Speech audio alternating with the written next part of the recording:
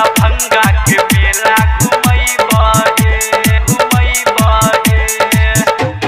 presented by DD Production House, Sakri।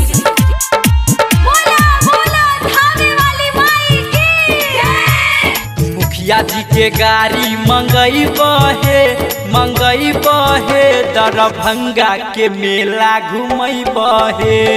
मुखिया जी के गाड़ी मंगैबहे दरभंगा के मेला घुमैबहे। चाउमीन चाटी छोला खियैबहे चाउमीन चाटी छोला खियैबहे दरभंगा के मेला घुमैबहे।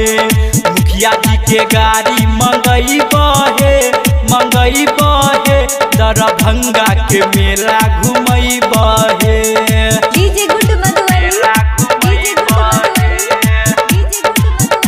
दरभंगा के मेला घुमैबहे। मुखिया जी के गाड़ी मंगैबहे दरभंगा के मेला घुमैबहे। अकराहा के फेमस छै लिट्टी चोखा, सब कुछ खिएब देब नै धोखा।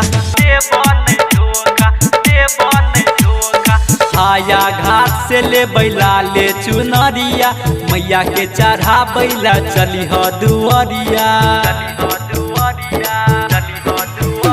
बोलोरो के बुकिंग करैबहे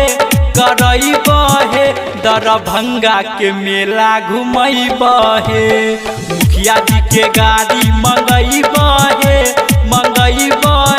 दरभंगा के मेला घुमैबहे।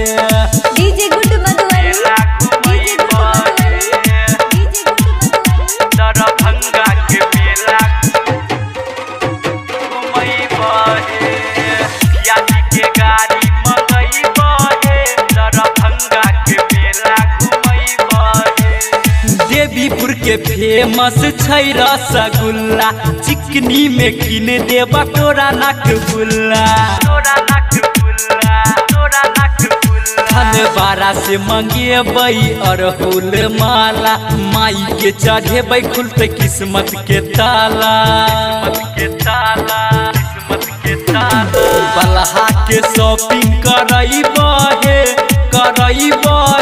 दरभंगा के मेला घुमैबहे। मुखिया जी के गाड़ी मंगैबहे दरभंगा के मेला घुमैबहे।